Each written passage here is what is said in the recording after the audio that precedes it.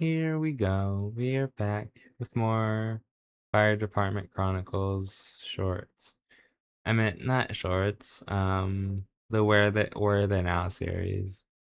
We're about to watch react to that. And before we begin, I want to ask that you consider subscribing and liking the video. Only a small percent of people do, and it helps me out a lot.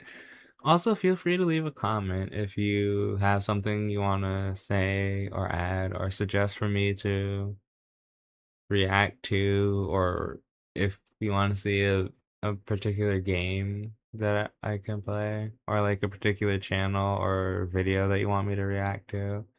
Well, I know I can't react to everything, like I probably can't react to anime and stuff like that without editing the video heavily, and I don't have those skills yet. I would consider reacting to some anime and such, but I don't know how possible it would be right now. So I'd say avoid suggesting animes or copyrighted stuff and just stick on like things that I can probably watch that are somewhat YouTube safe and non-copyrighted. But let's just begin. Thought we were done. We're back with another Where Are They Now? And today we're going to talk about why peeing on the people around you doesn't make you a better friend. I smell so bad. For as long as I can remember, people have turned to spraying their friends and strangers with golden shower fluid when they get stung by a jellyfish. And I really need you guys to know something. It doesn't work. And the truth shall set you free. The reason kidney tears have been raining down upon the victims of jellyfish stings is because the acidic nature of urine should theoretically neutralize jellyfish venom and help reduce the pain. Huh. I think I saw that. I think someone commented that, but huh. So it theoretically should do that. But it doesn't. The only thing that's getting neutralized is the happy memories of sand and waves for the person that just had a run-in with the prehistoric venomous snot rocket and is immediately being replaced by nightmares with the hot asparagus-soaked regret that they were just deluged in. No, God! But if this ever happens to you, have no fear. Simply soak the area in salt water or tap water between 107 and 113 degrees, which should help reduce the pain, plus save you a lifetime on therapy bills and awkward conversations about the time you went wee-wee on me, Mom. See? Huh. I wonder how can you, I know a thermometer, but is there like a certain type of thermometer that you can stick in water? Because I know you can make like homemade salt water by making tap water. I think putting tap water into a cup, heating the cup up in the microwave, and then or on the stove, and pouring it into a cup and putting salt in there and shaking it up. I believe that's what you can do for salt water, because that's what I used to do when I had my toothache. It did help initially with the pain, but it didn't keep it away for long because of like it was infected, or it was starting, probably at the time when it started, it was probably starting to get infected, but it wasn't fully infected. All under control. What is that ringing? High blood pressure can present in many different ways, like blurred vision, headaches, or like this guy who looked like me after spending 3 minutes in the sun without SPF 5000. Good news is Huh. I wonder.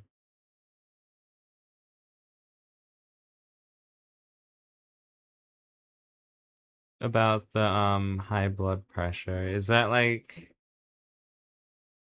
a thing that you can just have a chance of getting when you get older, or is it like something you can inherit from your parents? Because I know there's medical conditions and diseases that you can inherit from your parents. And I'm honestly hoping that one of them I don't inherit, because I don't know if it's an inheritable thing. I hope it's not. I don't think it is, because we would have been probably warned our entire life that it's an inheritable illness, but I don't think it is.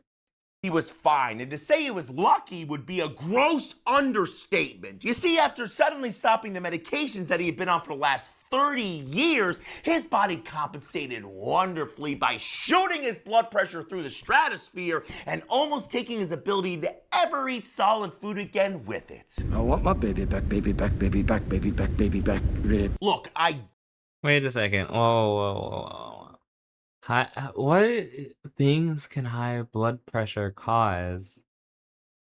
Like, there's no way it can possibly cause all of that it couldn't possibly cause you to lose motor function in your jaw, could it?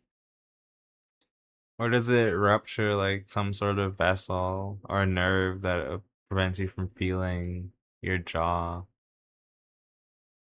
I don't know. That's weird. It's weird. The human body anatomy is weird because I know there's like you have joints, ligaments, bones, bone tissue, I think, in some areas.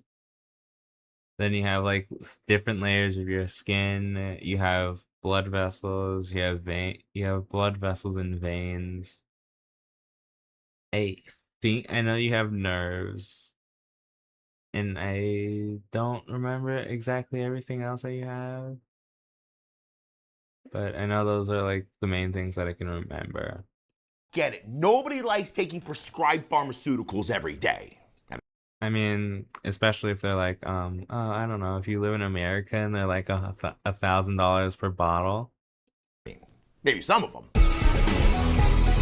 But when a pill might be stopping your brain from blowing a blood gasket inside of your very sealed, very sensitive brain cage, it might be important to continue consuming it so you can continue using all of your limbs. I know, but PB&Js are so good. This was nowhere near the first or last time I would encounter somebody who filled their belly with Benadryl prior to consuming something they were highly allergic to in hopes that their body wouldn't catapult their consciousness into the next lifetime. Again, I get it. If somebody took the ability for me to be able to house an entire peanut butter, marshmallow, and bacon sandwich away from me, I'd be upset, but I sure as crap wouldn't risk the possibility of not being able to see the next Fast and Furious installment on it. You don't turn your back on family. Severe So is it like Benadryl? Isn't that like the... No, because there's something else. Those EpiPens that inject you with adrenaline. What does Benadryl do? Is it like preventative? I assume it's preventative to allergic reactions, but why would people think that taking it beforehand would prevent your body from reacting to it? I don't understand what people think when they do that. I mean, I wouldn't like having an allergy to some things that I eat, but you know, it's the way the way life goes, and the way the cookie crumbles, as some may say. allergic reactions happen after your body releases abnormally excessive amounts of chemicals, like histamines, into your body after you've eaten or got stung by something. Oh! And the body Huh. So if it's chemicals, wouldn't there be a way to like, well, probably in the future it'll probably be found out if it's not found out now, but wouldn't there be a way to like get rid of someone's allergy to say like a food, a specific food? I assume like allergies to cats, dust, pollen, and like bee stings and stuff like that would be completely a different level, but wouldn't it be possible to do it for like food stuff, or is that just like not possible?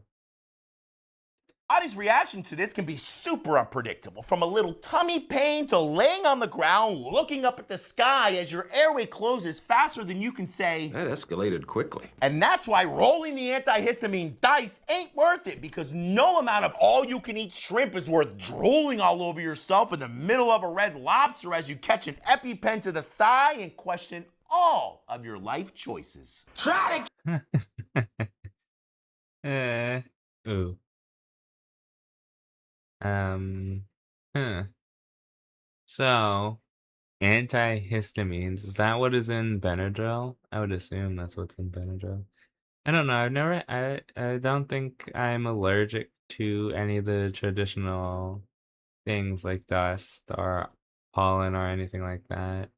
I don't think I'm allergic to any of that because I believe you would know if you're allergic to something like that. I'm not allergic to cats. I'm not allergic to dogs. And I'm not allergic to any specific animal. I might be allergic to fish, but I don't know. I know there's like one thing we said that we thought I was allergic to fish, and I haven't been able to eat fish stick. I haven't ever tried eating fish sticks or like because I used to eat fish sticks a lot, but I haven't eaten them. I don't think I've eaten them since that day where they said that I might be allergic to fish because I was scratching a lot while I was eating the fish or something like that. I don't remember. All right, the next Where Are They Now? The numero ocho of the Where Are They Now saga, and today we're going to talk about everything from mushrooms to getting my boots filled up with human doo-doo. So you were running to the bathroom while taking your pants off, then tripped and fell. Yeah, I really don't like to wear anything below the waist whenever I'm on the throne. Imagine this. You're Yeah, yeah, that's fair. I'm kind of the same. Because I don't know, I think it feels like it helps you, um, be able to be able to take a dump in peace. It feels like it helps, especially when it's hot outside, especially when it's humid in the bathroom. I just do that sometimes. helping a nice elderly man to the bathroom, and suddenly he begins to fall. So you take your leg and shove it in between his legs to brace him, and he says thank you by blasting a rectal fruit shake right down your pants and into your boots. Well, I don't have to imagine that because it happened to me and I'm still not okay with it. This lovely guy was your standard run-of-the-mill senior citizen that needed a little bit of assistance to the bunghole drainer 3000 to open up some extra room in his internal prune basin. But as I attempted to guide him, gravity had other plans and attempted to shove him to the ground to test his osteoporosis-filled bones. But I said nay, not today, and then immediately found out what Jerry the geriatric ate for his last 3 meals as he filled my boots with cream of diarrhea. But despite I think, personally, I think if something like that ever happened to me, I think I would stop helping that person, or I would stop working as a like maid or like an aide that they have, because I know they have aides that help you with that type of thing. I think I would stop being their aide, or I would quit if I was like at a hospital. If I was like a paramedic, I would quit because I don't think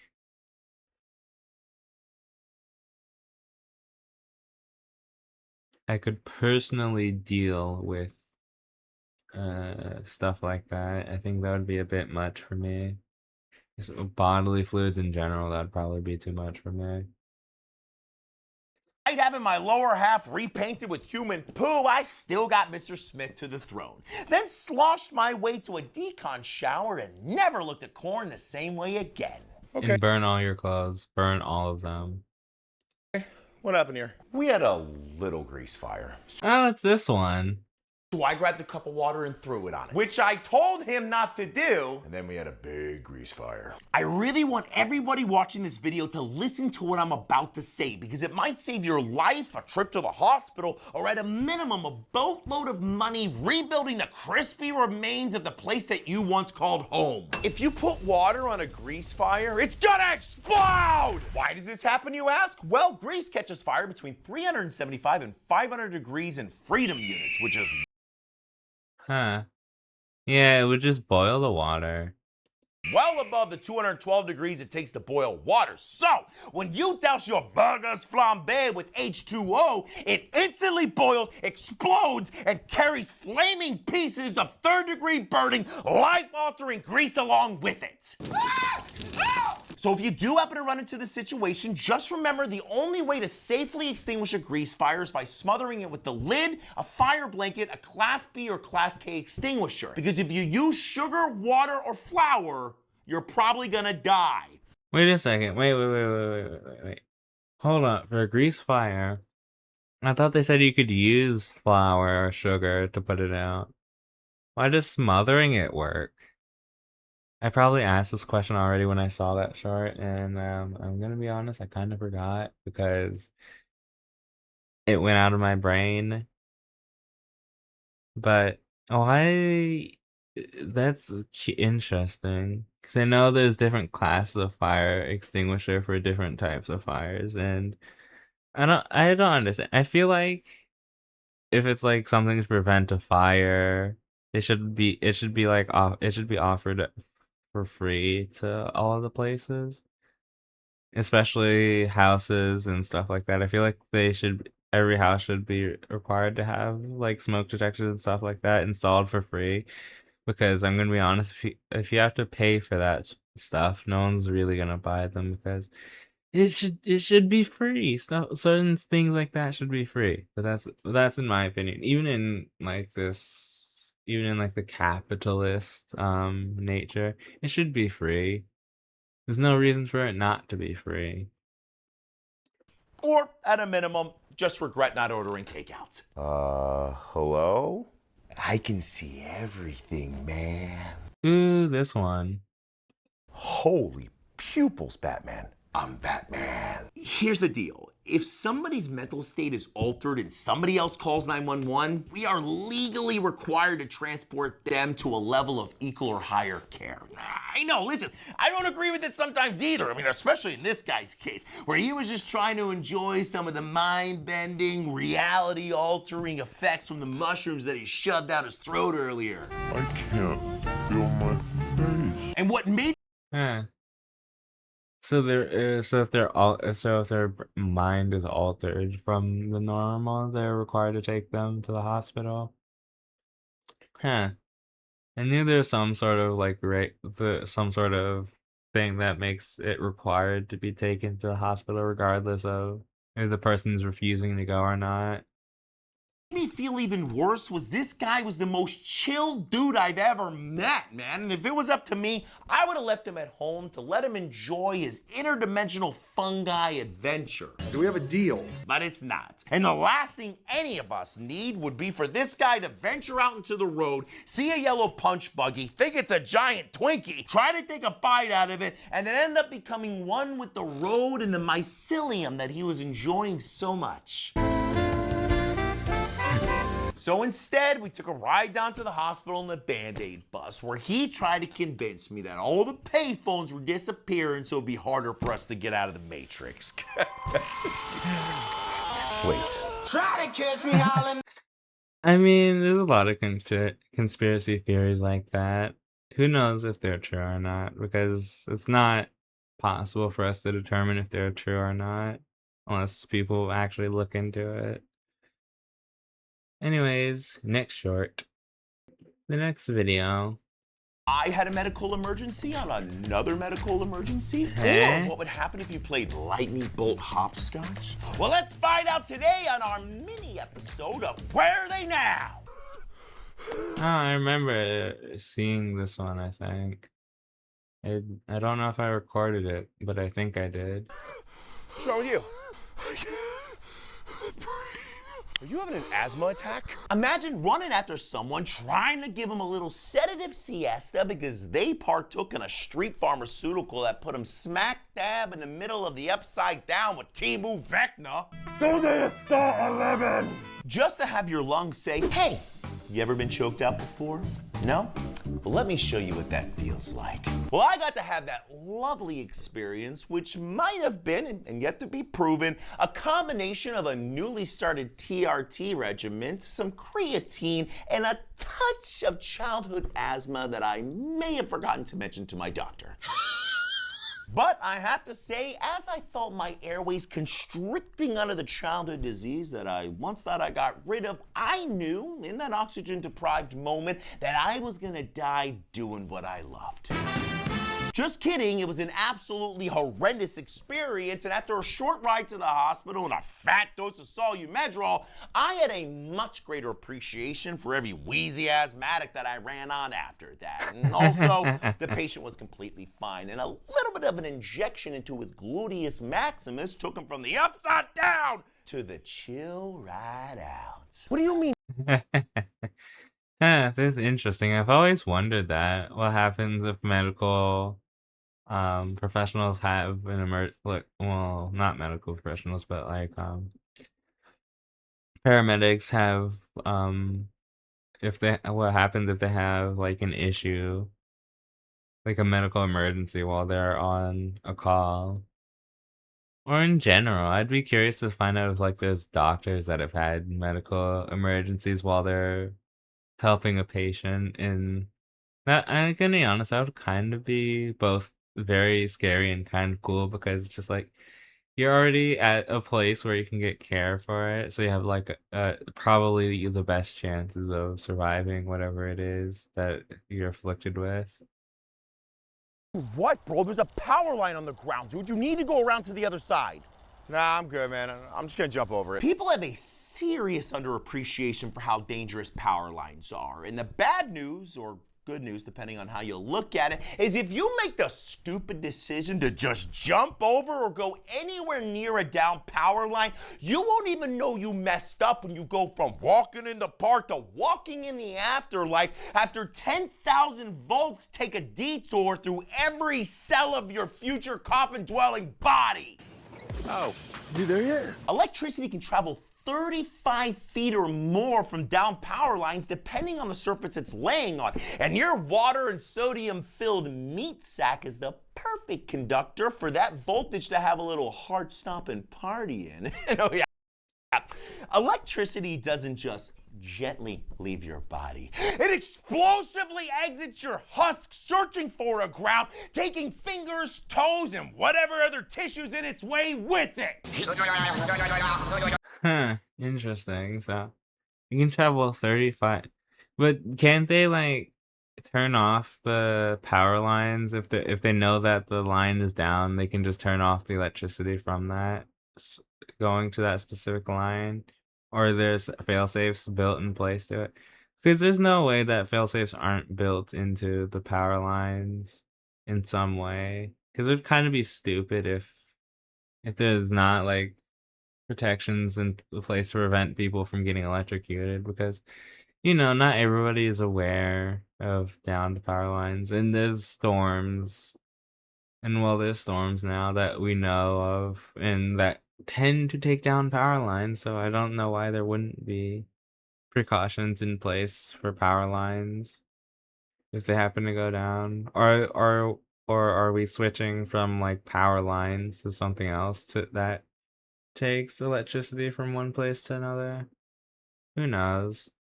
But thankfully, that gentleman made it out of there unscathed, ready to test the limits of fate and his minor brain capacity another day. Try to kid.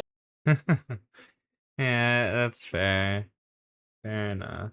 But on to the final video. The finale of Where Are They Now? This is 12. I believe this is the most recent one that's come out. At least at the time of recording. There could be like one that's dropped like right before this video uploads or right after it uploads. Encounters kitchen chaos and mouth-dwelling fecal vomiting are all the wonderful subjects we're going to cover in today's Where Are They Now? Hey, sir. Hello, good sir. Oh, it's this short.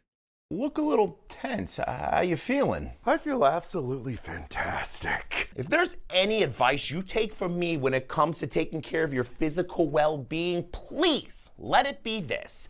Do not, at any point in time, buy shady gas station herbals like spice and put it inside of your carcass. Well, I mean, unless you enjoy massive panic attacks, seizures, and suffering through what I can only describe to be a life-changing, bowel-emptying, soul-shifting experience that you wish you could forget, but never will.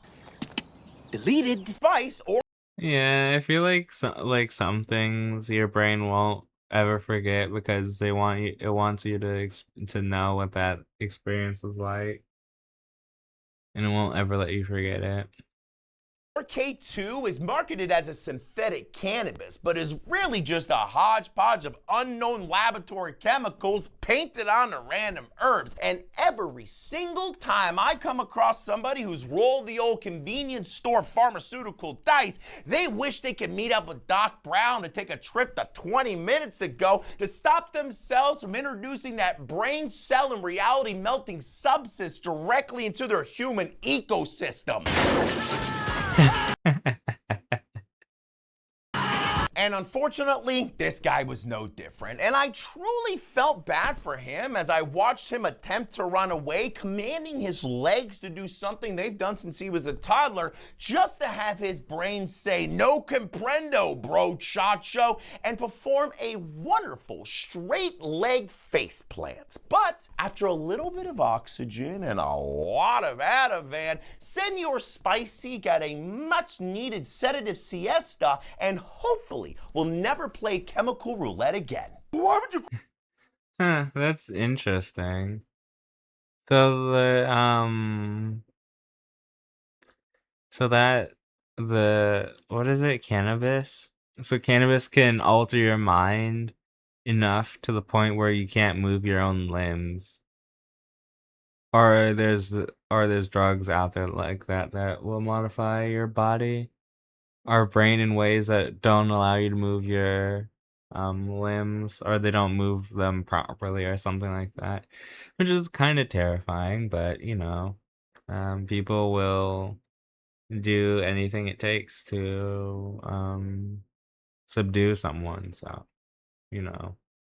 Grab a knife out of my hand like that? Why would you hold the blade when you're handing it to me? So this may come as a shocker to many of you, but I'm not exactly the brightest bulb in the box sometimes. And yes, exactly what you're thinking. I was the one that got my digit sliced open in the video, and I unfortunately have the scar to prove it. But wait. Before you judge me, let me show you how it really went down. My brother and I were washing dishes, and when I finished washing a knife, I turned to him and said, "Hey bro, here's a really sharp object that could cut me, so please be careful when you're taking it out of my hand." To which he replied, "Sharp you say? Let's find out how sharp it really is." Then ripped that hand harpoon straight out of my fist like he was starting a chainsaw and laughed so hard he almost passed out. Or I handed the hand shank to my brother like an idiot and he unknowingly gave me exactly what I deserved.